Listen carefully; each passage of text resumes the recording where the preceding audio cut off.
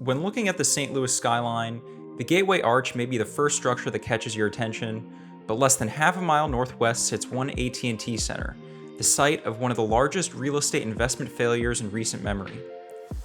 The 1.4 million square foot office building sold for nearly $205 million in 2006, but then only sold for just over $4 million in 2022.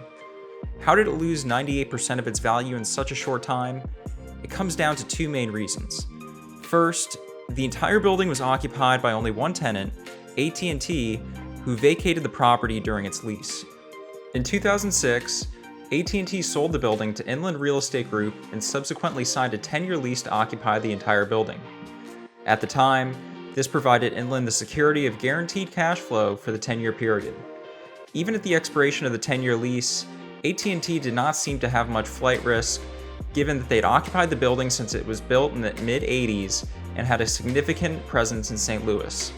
However, the Great Recession hit just a few years later and things started to change as AT&T's commitment to one AT&T Center began to decrease.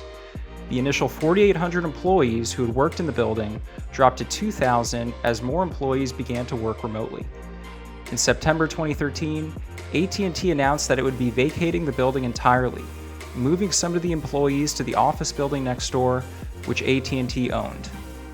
Leasing 1.4 million square feet of office space served as an extremely difficult and expensive task, especially in a market that had seen population and employment growth lag the national average.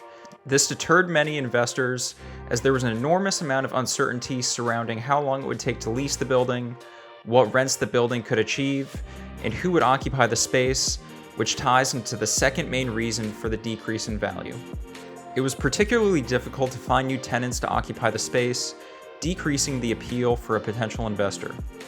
One key event during AT&T's move-out process, which had a much more significant impact on the building's leasability than it may seem on the surface, is that AT&T demolished a sky bridge that connected one AT&T Center to the office building and parking garage next door, both of which AT&T owned. Now that AT&T had no association with one AT&T Center, they decided to cut off the building's access to the parking garage. This left only 44 underground parking spaces for all 1.4 million square feet, leading to a parking ratio that is a fraction of industry standards. The property was seized by the lender in 2017, and 4 separate contracts for sale fell apart before the building was finally sold in 2022 for just over $4 million. One AT&T Center highlights the potential downside of putting all of your eggs in one basket, or the previous owner relying on AT&T to occupy the whole building, as economic conditions, geographic preferences, and company dynamics can all change over time.